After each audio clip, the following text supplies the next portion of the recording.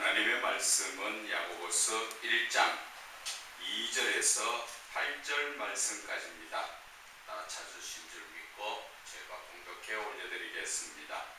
내 형제들아, 너희가 여러가지 시험을 당하거든 온전히 기쁘게 여기라. 이는 너희 믿음의 시련이 인내를 만들어내는 줄 너희가 알미라. 인내를 온전히 이루라. 이는 너희로 온전하고 구비하여 조금도 부족함이 없게 하려 함이라. 너희 중에 누구든지 지혜가 부족하거든 모든 사람에게 호히 주시고 꾸짖지 아니하시는 하나님께 구하라. 그리하면 주시리라. 오직 믿음으로 구하고 조금도 의심하지 말라. 의심하는 자는 마치 바람에 밀려 요동하는 바다 물결 같으니 이런 사람은 무엇이든지 주께 얻기를 생각하지 말라. 두 마음을 품어 모든 일에 정함이 없는 자로다. 아멘. 오직 믿음으로 구하라는 제목으로 은혜를 나누고자 합니다. 오늘 이 본문의 말씀에는 두 가지를 이야기합니다.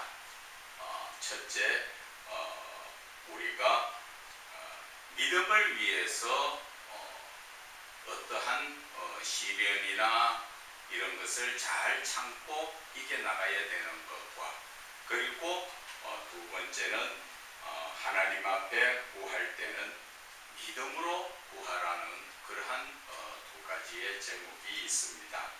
먼저 2절의 말씀을 보게 되면 내 형제들아, 너희가 여러 가지 시험을 당하거든 온전히 기쁘게 여기라. 시험을 당하는데 기쁠까요? 여기에서 시험이라는 것은 여러 가지 시련, 고난, 힘든 이러한 부분들을 이야기합니다. 그런 걸 당했을 때 오늘 야고보 사도는 우리에게 이야기하는 것이 기쁘게 여기라. 왜 기쁘게 여겨야 될까? 우리가 욥도 보면은 그 많은 재산 다 일고 내게 빼앗기고 그의 자녀가 10명이나 되는데 한참에 다 죽어버렸죠. 그러한 상 가운데서 욥의 아내는 욥 보고 뭐라 합니까? 하나님을 욕하고 죽어라! 그렇게 이야기했죠. 그것이 오늘날 우리들의 현실의 모습이에요. 그런데 욥은 얼마나 하나님 앞에 하나님께서 인정하는 의로운 자라.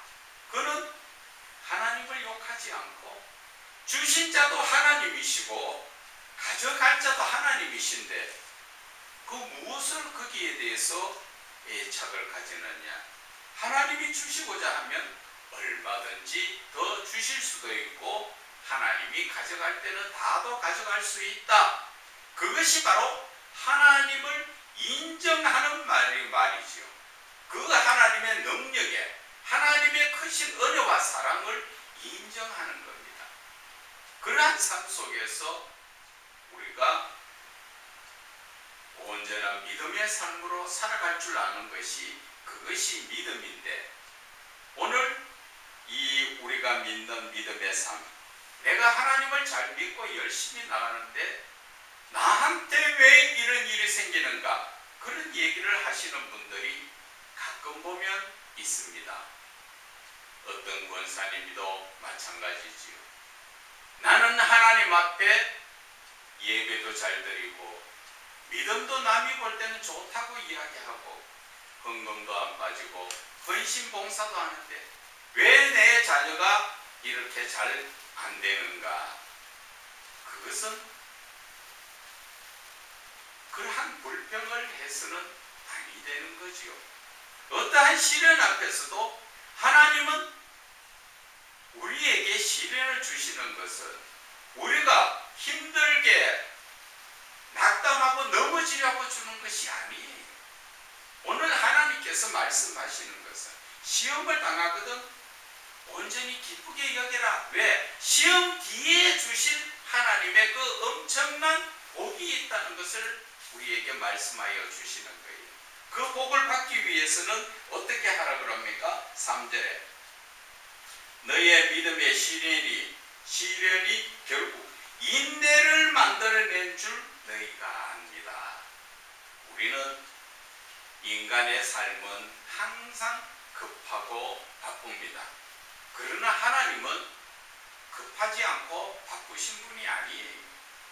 사람이 급하고 바쁘다는 것은 다 자기 욕심에 이끌려서 급하고 바쁠 뿐이에요. 그렇기 때문에 하나님께서는 인내를 만들어내라, 잘 참고 기다리라, 그런 얘기를 하죠. 우리가 요셉을 바라볼 때 요셉이 아버지의 사랑을 그렇게 받다가 형제들한테 이에서 팔려가고 고난을 받기 시작했죠. 죄도 범치 않았는데 감옥에 갇혀서 여러 사람들을 시중 들고 그러한 모습을 봤죠. 그래서 그가 원하는 것은 빨리 그 길을 벗어나려고 했지만 하나님은 그것을 허락하지 않으셨죠. 하나님 때에까지 참고 기다리라는 것이죠. 그래서 떡 맡은 관원장이 그 왕의 꿈이 이야기할 때 요셉이 생각나서 그때 요셉을 불러내서 꿈을 해몽하니까 요셉이 한 게 뭐 있어요? 꿈 해몽을 한 거예요. 꿈 해몽은 누가 한 겁니까? 하나님께서 자기에게 깨닫게 해주셔서 그 꿈을 해몽했는데 그 나라의 총리가 됐죠. 여러분, 하나님께서는 무언가 큰 일을 만들고 하나님의 일을 하면서 그 사람을 높여주기 위해서 우리에게 시련을 준다는 것을 알아야 됩니다. 그래서 그 시련을 억지로 벗어나려고 하는 것이 아니라 그것을 잘 참고 견디어 나갈 때 하나님께서는 우리에게 뭐라 하십니까? 4절에 인내를 온전히 이루라, 잘 참고 기다려라, 이는 너희로 온전하고 구비하여 조금도 부족함이 없도록 하나님이 우리를 만들어 가시지요. 이렇게 만들어가는 그 하나님은 우리를 바로 하나님의 사람, 하나님의 사랑받는 자, 하나님을 사랑하는 자, 그런 사람으로 만들어 간다는 것입니다. 그런데 우리는 눈앞에 보이는 그러한 고통이나 힘든 가운데 있으면 그것을 인내하기보다는 어떻게 하면 이것을 빠져나갈까? 아니면 어떻게 하면 이 문제를 빨리 해결해서 다 지나가 버릴까? 아니면 그것도 안 되면 불평불만을 하죠. 하나님은 그 힘든 가운데서 우리를 하나님의 사람으로 만들어가는 것을 원하시는 것입니다. 하나님이 우리를 미워해서 일부러 고난을 주거나 힘들게 하는 것이 아니라는 것을 알아야 돼요. 그래서 제가 말씀드리고 싶은 것, 만약에 시련이나 힘든 고난의 문제나 생길 때는 하나님께 기도하라는 것입니다. 하나님, 이 문제가 왜 생겼습니까? 하나님, 이 문제를 통하여서 내가 무엇을 하기를 원하십니까? 그 기도를 해서 하나님께서 응답 주시는 대로 순종해 나가면 그 결과는 엄청난 상상도 못한 복을 더하여 주시는 것입니다. 그래서 하나님께서는 12절에 보면은 시험을 참는 자는 복이 있다, 분명히 말씀하셨죠. 하나님께서는 참도록 인내하도록 만들어 주시는 것이 12절에 이야기하죠. 시험을 참는 자. 그래서 2절에는 시험을 당하거든 온전히 기쁘게 여겨라. 12절에 시험을 참는 자가 복이 있다. 이는 시련을 견디어낸 자가 주께서 자기를 사랑하는 자들에게 약속하신 생명의 면류관을 주시려고 하는 것이다. 얼마나 큰 축복이 와 있습니까? 눈앞에 고난, 눈앞에 좀 힘든 문제, 그런 것에서 그런 것으로 내가 낙담을 해야 할 것입니까? 아니면 오늘 본문의 말씀처럼 시험을 당하면 우리가 기쁘게 생각해야 될 것입니까? 여러분, 하나님의 일은 우리를 항상 더 좋은 그러한 쪽으로 이끌어 가시기 위해서 하나님께서는 우리를 시험을 주시고 그 시험을 참는 자가 복이 있다, 그렇게 말씀하셨죠. 저와 여러분의 꿈이 뭡니까? 하나님 나라 천국 가는 거 아니에요? 거기에 가서도 더 큰 복을 주시는 게 뭐예요? 생명의 면류관을 주시겠다는 것이죠. 얼마나 참 기쁘고 즐거운 일입니까? 그렇기 때문에 우리는 이 땅에서의 삶은 잠깐 지나가는 겁니다. 제가 늘 말씀 잘 드리는 것처럼 인간의 100년의 삶을 두고 하루살이를 보면 하루살이 금방 지나가 버리죠. 하루만 살다가 죽는다, 그런 의미죠. 그런데 하루살이의 입장에서 하루를 보면은 하루 24시간이 그렇게 길고 바쁘고 자기의 본분을 위해서 얼마나 바쁘게 살아갑니까? 인간도 마찬가지입니다. 하나님의 입장에서 바라볼 때 100년은 우리가 그 하루살이의 하루나 마찬가지입니다. 하루 우리가 인생 다 살 동안에 태어나서 자라서 공부하고 돈 벌고 그래서 짝을 만나서 생육하고 번성하다가 그때 돼서 늙어 죽게 되지요. 그 삶이 길어야 100년이잖아요. 하나님의 세계는 영원한 세계이기 때문에 100년은 그냥 점 하나 찍듯이 인간의 삶에서 하루살이는 점 하나 떼이 찍어 없어지는 그 시간과 마찬가지라는 것입니다. 그래서 우리의 삶은 이 땅에서 하나님이 나에게 무엇을 원하시는가 하는 것을 우리는 항상 기도하면서 그 하나님의 뜻을 구하는 것이 올바른 신앙적 삶이다 하는 것입니다. 내 삶은 내가 하려고 아무리 발부둥 쳐도 내가 해서 이루어지는 것 아니지요. 신명기 8장에서는 말합니다. 내가 노력해서 수고해서 돈 벌었다, 그런 소리 하면 안 된다는 거죠. 왜? 하나님께서 재물 얻는 능력을 주셨기 때문에 우리가 돈을 번다는 것이죠. 아무리 돈을 많이 가지고 있어도 병들어서 하나님이 가자 하면 그 아무 소용없잖아요. 하나님께서 허락하시지 않으면 하나님에 대해서 알지 못하는 분들은 그래요. 내가 수고했어, 내가 노력했어, 내가 얼마나 머리가 좋은 줄 알아, 내가 얼마나 똑똑한 줄 알아, 그렇게 이야기하지만 하나님께서 그러한 지혜나 모든 것을 주셨기 때문에 이루어 나가는 거예요. 하나님이 그것을 주시지 않는다면, 예를 들어서 오늘 이 자리에서 어떠한 사람에게 하나님이 병을 주신다면 무엇을 할 수 있겠어요? 아무것도 할 수 없죠. 하나님께서 주셨던 재물도 마찬가지입니다. 하나님이 후 불어버리면 한순간에 다 날아가고 없어요.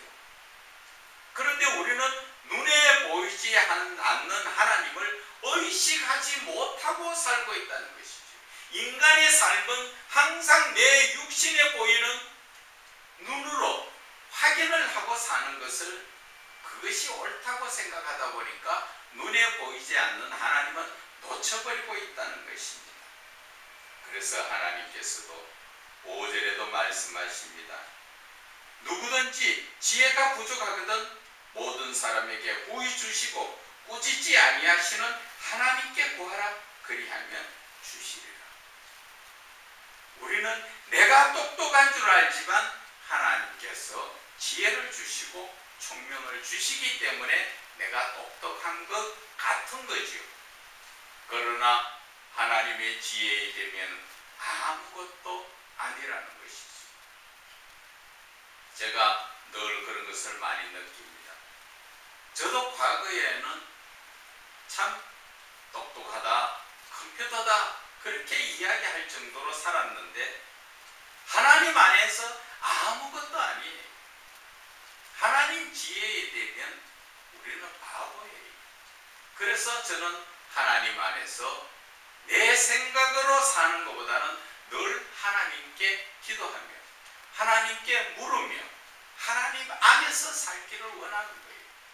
그래서 하나님께 지혜를 구하면 생각도 못하고 상상도 못할 그러한 것들이 생각이 나고 이끌어 나가게 되는 것입니다.